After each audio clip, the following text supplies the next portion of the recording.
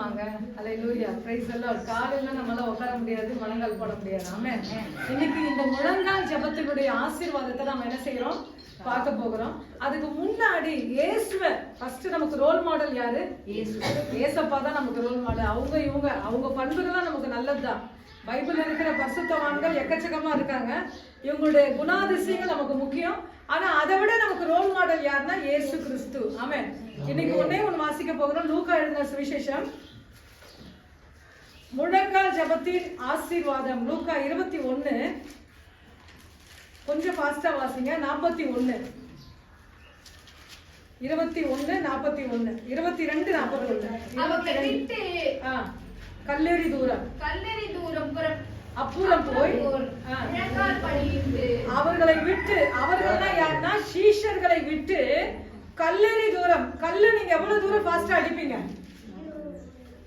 அந்த என்ன சொல்றாங்க, அவ்வளவு தூரத்துல ஆண்டவர் என்ன செஞ்சிட்டாரு, முழங்கால் ஜெபத்தை ஏறெடுத்தார். அப்போ சீஷருங்க இங்க இருக்கிறாங்க. இயேசு கிறிஸ்து நம்முடைய கண்ணுக்கம்மா ரொம்ப ரொம்ப துல்லியமா பார்த்தாதான் அவர் தெரியுதுன்னு சொல்லுவாங்க.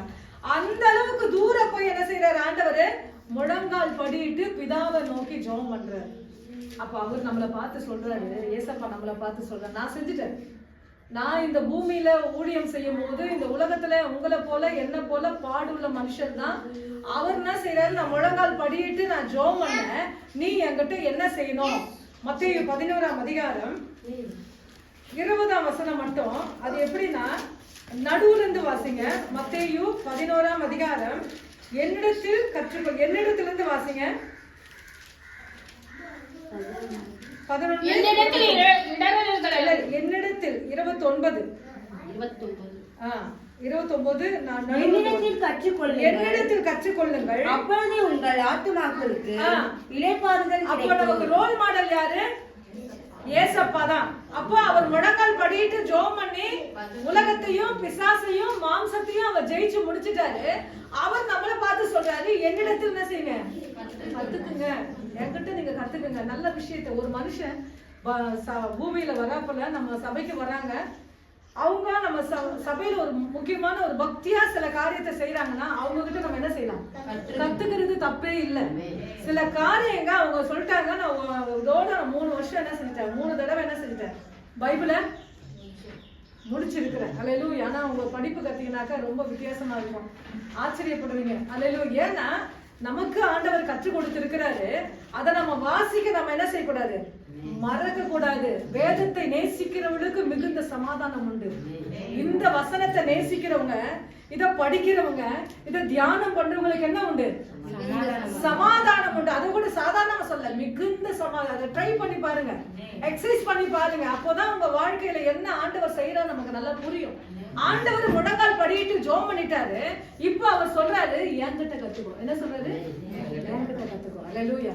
எனக்கு ரோல் மாடல் அவர் தான். எனக்கு முழங்கால் ஜெபத்தின் மூலமாக சில பரிசுத்தவான்கள் என்னெல்லாம் செஞ்சாங்க, என்னெல்லாம் அவங்க அடைஞ்சாங்க, என்ன சொல்லுவாங்க, அடைஞ்சாங்க. அதுதான் நம்ம பார்க்க போகிறோம். லூக்கா அப்போஸ்தலர் 7ஆம் அதிகாரம் 55 வாசிங்க. அப்போஸ்தலர் 7:55 வாசிங்க. அவர் பரிசுத்த ஆவியினாலே, அவன் பரிசுத்த, அவன்னா ஸ்தேவான், அவன் பரிசுத்த ஆவியினால் நிறைந்தவனாய் வானத்தை அண்ணாந்து பார்த்து தேவனுடைய மகிமையையும் தேவனுடைய வலது பரிசுத்தத்தில் இயேசுவானவர் நிற்கிறதையும் கண்டு. கடைசி வசனம் வாங்க. அதுல 60. அப்பொழுது கர்த்தராகிய இயேசு, இல்ல அதே அதிகாரத்துல 60. அவனோ முழங்கால் படியிட்டு ஆண்டவரே போதும். அல்லேலூயா. இங்க 55ஆம் வசனத்துல பிதாவை பார்க்கறாரு. பிதாவுடைய வலது தொடையில யார் உட்கார்ந்து இருக்கிறா, இயேசு உட்கார்ந்து இருக்கிறார். அல்லேலூயா. இது எப்படி பார்க்கறான்னா, நடு ரோட்ல ஸ்தேவானை அடிக்கிறாங்க, அந்த இடத்துல முழங்கால் படியிட்டு ஜெபம் பண்றாரு. நமக்கு நல்லா பாய் போட்டிருக்காங்க, நல்ல சபையில மேட் இருக்கு, பாய் இருக்கு, ஆனா என்ன போட முடியல, முழங்கால் போட முடியல. இன்னைக்கு முழங்கால் போட்டு பாருங்க, கர்த்தருடைய தரிசனங்களை பார்ப்பீங்க. சும்மா சொல்லுங்க, வசனம் சொல்லுது. அல்லேலூயா. ஸ்தேவான் எப்படின்னா முழங்கால் படியிட்டு பாக்குறாரு, பிதாவானவர் பக்கத்துல அந்த தொடையில இயேசு நிக்கிறார், இயேசு உட்கார்ந்து இருக்கிறார்.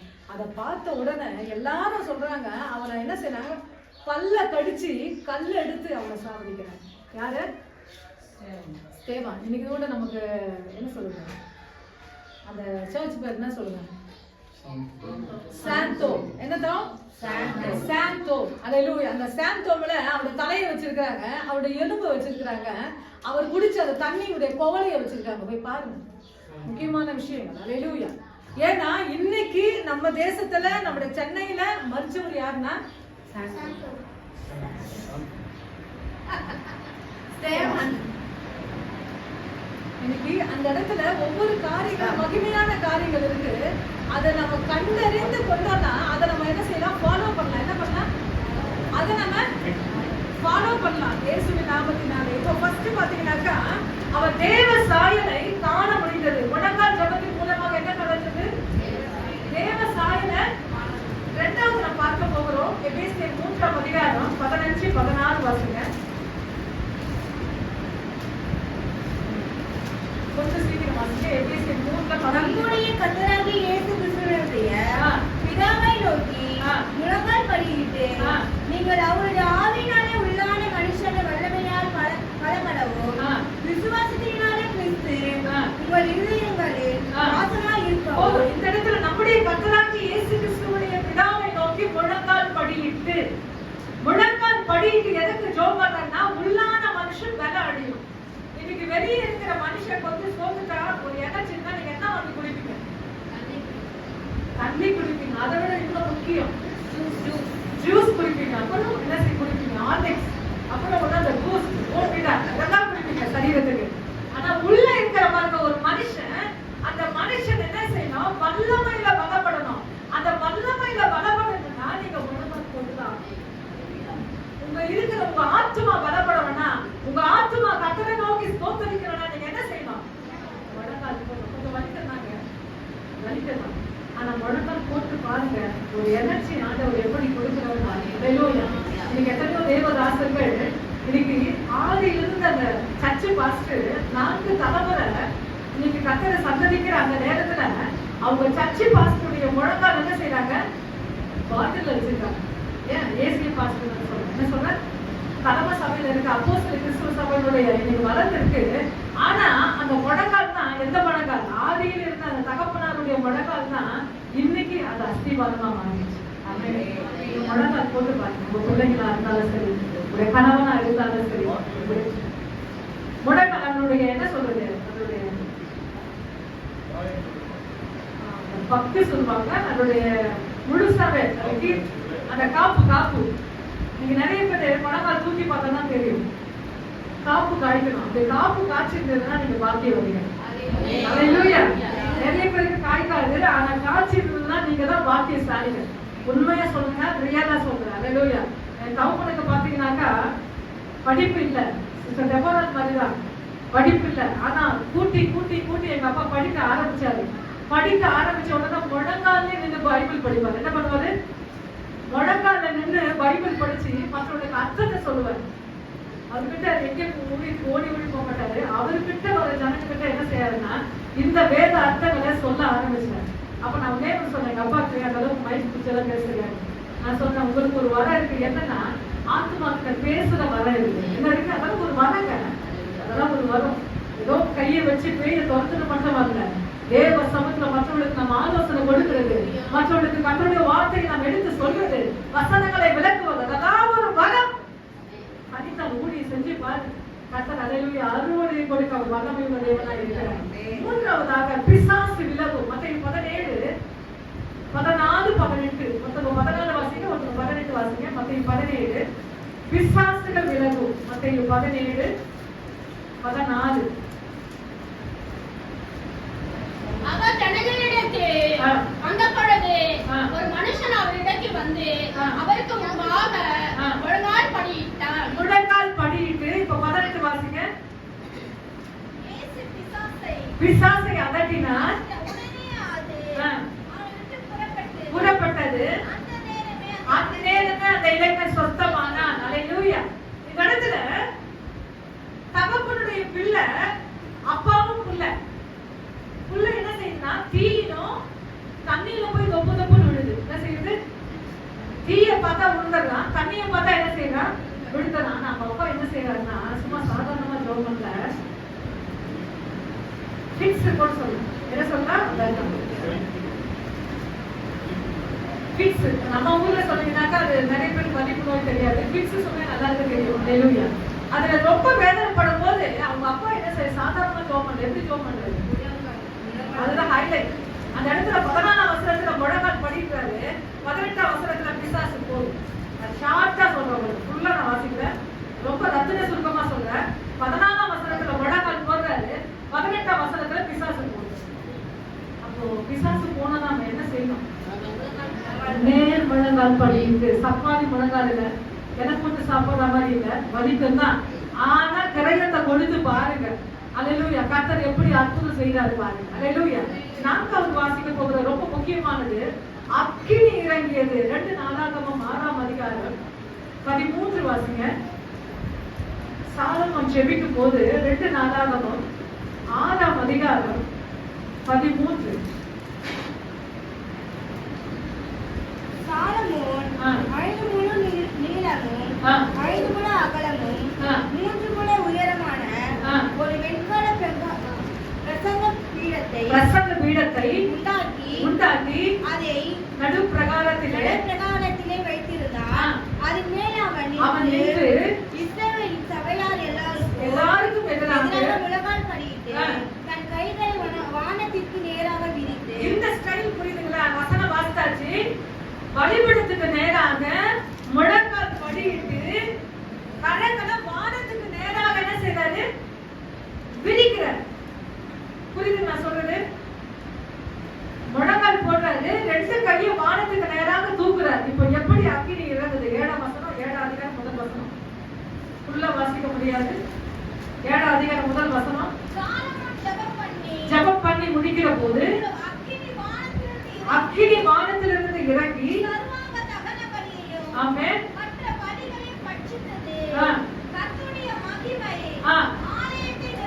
கரங்களை தட்டி தேவனை மகிமைப்படுத்துவோம். ஹalleluya. 6ஆம் அதிகாரம் முதல் வசனத்துல அவர் ஜெபம் பண்ணி ஆரம்பிக்கிற சும்மா சாதாரணமா சப்பானியா ஜெபம் பண்ணல. நேர் முட்டி போட்டு 2 கையை தூக்கி ஒரு அதிகாரம் முழுசமாக டைமிங் சொல்லப்படல. டைமிங் ஒரு அதிகாரம் சும்மா சாதாரணமா முடிச்சிட்டாங்க. அவங்க எவ்வளவு நேரம் முழங்கால் படிக்கிறாரு அதெல்லாம் சொன்னாங்கன்னா பைபிளை நம்ம என்ன செய்ய முடியாது, தூக்கிட்டு வர முடியாது. 6ஆம் அதிகாரம் முதல் வசனத்துல வானத்துக்கு நேராக கையை தூக்கி முழங்கால் போட்டு ஜெபம் பண்றாரு பிரசங்க பீடத்துல. 7ஆம் அதிகாரம் முதல் வசனத்துல அக்கினி இறங்கு. இதுதான் ரிசல்ட். இன்னைக்கு நமக்கு ரிசல்ட் ஏன் இல்லைன்னாக்கா நம்ம செக் பண்ணணும். நான் ஜெபிக்கிறேன், எனக்கு பதில் இல்லை. ஒரு போராட்டமான ஜெபம் நமக்கு முக்கியம். அல்லேலூயா. ஒரே ஒரு வசனம் இதற்கு ஆதாரமாக நான் எடுக்கலாம்னு சொல்லி நான் ஆசைப்படுகிறேன். மத்தேயு எழுதின புத்தகம் 11ஆம் அதிகாரம்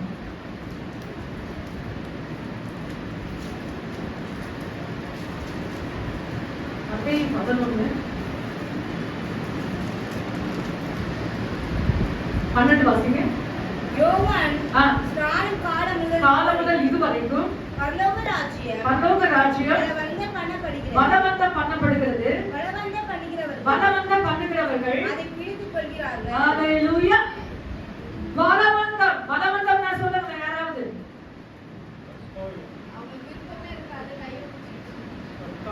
கட்டாயப்படுத்துறது. பரலோக ராஜ்யம் கட்டாயப்படுத்தப்படுகிறது. ஹalleluya. யாரெல்லாம் பலவந்தம் பண்றீங்களோ எதை? பரலோக ராஜ்யத்தை பிடித்துக் கொள்கிறது. ஹalleluya. நீங்க கட்டாயமா டிராவல் பண்ணி ஆலயத்துல வந்து உட்கார்ந்திருக்கீங்க, எதுக்கு சொல்லுங்க? பரலோக ராஜ்யம். எல்லாத்தையும் விட்டு கர்த்தருடைய சமூகத்துல வந்திருக்கீங்க, எதுக்கு சொல்லுங்க? பரலோக ராஜ்யத்துக்கு. பைபிள் படிக்கிறீங்க, எதுக்கு சொல்லுங்க? பரலோக ராஜ்யத்துக்கு. ஊழியம் செய்றீங்க, எதுக்கு? பரலோக ராஜ்யம் பலவந்தம் பண்ணப்படுகிறது. பலவந்தம் பண்ணுகிறவர்கள் அதை பிடித்துக் கொள்ளுகிறார்கள். எனக்கு ஒரே ஒரு ஆசை, பரலோக ராஜ்யம். இன்னைக்கு நான் கண்ணை மூடல, நான் எங்க இருப்பேன்? அந்த நிச்சயம் நமக்கு வேணும். ஹalleluya. அதனால ரெடியா நில்லுங்க. எந்த பலவீனம் வந்தாலும், ஹalleluya, சோதனை வந்தாலும் கலங்காதீங்க, பயப்படாதீங்க. ஏன்னா நீங்க ஞானஸ்தானம் எடுக்கணும், அவரோடு உடன்படிக்கை வேணும். நீங்க கண்ணை மூடனா பரலோக ராஜ்யம். பரலோக ராஜ்யம் பலவந்தம் பண்ணப்படுகிறது.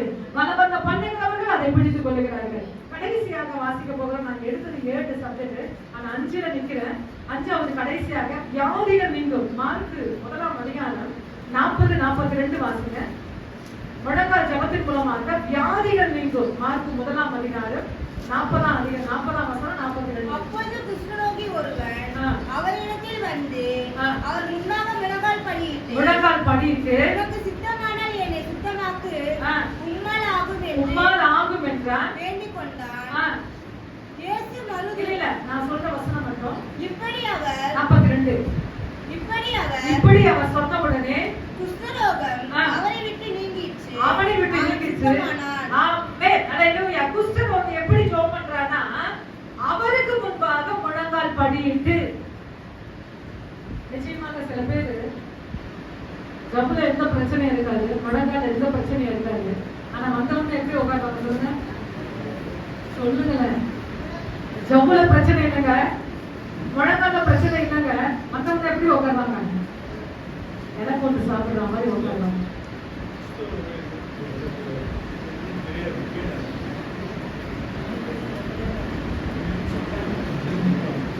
அப்போ அந்த சரி அந்த குஷ்டரோகம் எப்படின்னா தெரியுமா உங்களுக்கு? உங்களுக்கு தெரியும் தான் நான் நினைக்கிறேன். எப்படி இருக்கும்? கையெல்லாம் அதுதான் காய்கறி சொல்லுங்க. கையெல்லாம் வந்து அந்த விரல் வந்து நீட்டப்பட்டிருக்காது அப்படியே. அப்போ அந்த கால்களும் அந்த கைகளும் அப்படி இருக்கிற நிலையில முழங்கால் போட முடியுமா சொல்லுங்க? ஆனா அவர் போட்டார். ஏன்னா அவருக்கு சுகம் வேணும். வியாதி போனா, பிசாசு போனா, பலவீனங்கள் மாறணும்னா, சோதனைகள் மாறணும்னா என்ன ஜெபம் தேவை? ஆராதனையில கூட முழங்கால நின்று பாருங்க, எனக்கு ரொம்ப பிடிக்கும். அந்த ஆராதனை பண்ணும் போது கையை தட்டும் போது எனக்கு சொல்லுவாங்க, அம்மா இன்னைக்கு என்ன சாம்பார் சாப்பாடு நம்ம சாப்பிட்டோம். ஆனா அதே பிரியாணி சாப்பிட்ட உடனே என்ன சொல்லுவாங்க, அம்மா எனக்கு பிடிச்ச பிரியாணி சாப்பிட்டோம். அந்த லெவல்ல தான் முழங்கால் ஜெபம். ஆமென். உட்கார்ந்து வந்து சாம்பார் சாப்பாடு உட்கார்ந்து நிக்கிறீங்க பாருங்க, உட்கார்ந்து இலை போட்டு சாப்பிடுற மாதிரி அது வந்து சாம்பார் சாப்பாடு. ஆனா முழங்கால் நின்று ஹல்லேலூயா தேவ சமூகத்துல நின்னீங்கன்னாக்கா அதுதான் பிரியாணி சாப்பாடு. நல்லா சாப்பிட்டு வந்தோமா, நல்லா ஆகாரத்தை சாப்பிட்டு வந்தோமா, இன்னைக்கு நான்குகளோடு நான் இணைஞ்சிட்டு வந்தோமா, நெருங்கிட்டு வந்தோமா. அப்படிப்பட்ட ஒரு ஜபம் தான் முழங்கால். நிறைய பேஸ்புக்ல சொல்லுவாங்க, வாட்ஸ்அப்ல சொல்லுவாங்க, மூளை சாதிக்காதது முழங்கால் சாதிக்கும். மூளை சாதிக்காதது எது சாதிக்குமா? நிச்சயமா நிறைய பேர் சாதிச்சு இருக்காங்க. ஹல்லேலூயா. கர்த்தர் சொல்றாரு, நான் முழங்கால் போட்டேன், நீங்க என்கிட்ட கத்துக்கணும். ஹல்லேலூயா. சபையில வந்த உடனே, சபையில மட்டும் இல்ல, நீங்க வீட்டுல கூட கொஞ்சம் உங்களுக்கு ஒரு மாதிரி ரொம்ப வலிக்க ஆரம்பிச்சிச்சுன்னா நீங்க என்ன செய்யணும், ஒரு சேரை இது மாதிரி எடுத்து முன்னாடி போட்டு அந்த உடைய என்ன சொல்றது அதோடைய சப்போர்ட்ல கொஞ்ச நேரம் நிக்கணும். என்ன செய்யலாம், அந்த சேரை கொஞ்சம் நீங்க ஒரு நாள் கஷ்டமா இருக்கும், 2 நாள் கஷ்டமா இருக்கும், 3 நாள் கஷ்டமா இருக்கும், 4வது நாள் ஆட்டோமேட்டிக்கா சேரை எடுக்க மாட்டீங்க, நீங்களே ஸ்ட்ரென்த்தா இருப்பீங்க. கர்த்தர் அப்படிப்பட்ட ஒரு கிருபைகளை கொடுப்பார். ஹல்லேலூயா. ஆவிக்குரிய வாழ்க்கைக்கு முக்கியத்துவம் கொடுங்க. பரலோக ராஜ்யம் பலவந்தம் பண்ணப்படுகிறது, பலவந்தம் பண்ணுகிறவர்கள் அதை பிடித்துக் கொள்ளுகிறார்கள். முழங்கால் ஜெபம் ரொம்ப முக்கியம். முழங்காலே சில காரியத்துக்கு தேசத்துக்கு நான் சொன்ன பாத்தீங்களா, அந்த வியாதி சுகமாயிடுச்சுன்னா ஒரு நாளைக்கு நான் 3 மணி நேரம் எதுக்கு ஜெபம் பண்ணுவேன்? தேசத்துக்கு ஜெபிப்பேன். அவர் சொன்னாருங்க, ஆண்டவர் அந்த வியாதி எடுத்தாரு. ஆனா இன்னைக்கு வரைக்கும் 3 மணி நேரம் அவர் தேசத்துக்காக ஜெபம் பண்ண. நிச்சயமா சொன்னாரு பாருங்க, பொறுத்தனை ரொம்ப முக்கியம். ஆனாலும் உங்களால பண்ண முடியலன்னா செய்யாதீங்க சொல்றாரு. ஆனா பொறுத்தனை ஜெபங்களுக்கு பவர் இருக்குங்க. என்ன இருக்கு? பவர் இருக்கு. நம்ம ஸ்நாக்ல சொன்னா பொறுத்தனை ஜெபத்துக்கு பவர். ஆனா பண்ணி பாருங்க, கடைசி வரைக்கும் நிறைவேற்ற முடியாதுன்னு சொல்லி நினைக்காதீங்க. நிறைவேற்ற ஆண்டவர் உதவி செய்வார். ஹல்லேலூயா. அதனால பேக்கப் வாங்காதீங்க. ஐயோ பொருத்தனை பண்ணிட்டோமா, அப்படிப்பட்ட பொருத்தனைகள் பண்ணாம இருந்தாலுமே நல்லா சொல்லி பிரசங்கில வாசிக்கிறோம், நீதிக்குள்ள வாசிக்கிறோம். இல்ல எனக்கு அருமையான கர்த்தருடைய பிள்ளைகளே, தேவ சமூகத்துல பொருத்தனை ஜபங்களுக்கு ரொம்ப பவர். ஆனா பவரான ஜபங்களை நீங்க ஏறெடுத்து பாருங்க.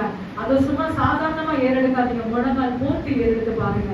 கர்த்தர் உங்க வாழ்க்கையில் எப்படி அவர் நல்லவரா இருக்கிறார், உங்க வாழ்க்கையில் அவர் எப்படி வல்லவரா இருக்கிறார் என்று நீங்களே செக் பண்ணி பாருங்க. கர்த்தர் அற்புதமானவர். நான் முழங்கால் படிட்டு தேவ சமூகத்துல நம்ம இன்னும் 2 இருக்கு, ஆனா நேரம் இல்ல. ஹல்லேலூயா. தேவ சமூகத்தை நாம் ஜெபம் பண்ணுவோம். கர்த்தர் பெரியவர், நல்லவர். ஹல்லேலூயா. ஸ்தோத்திர பலி, ஸ்தோத்திர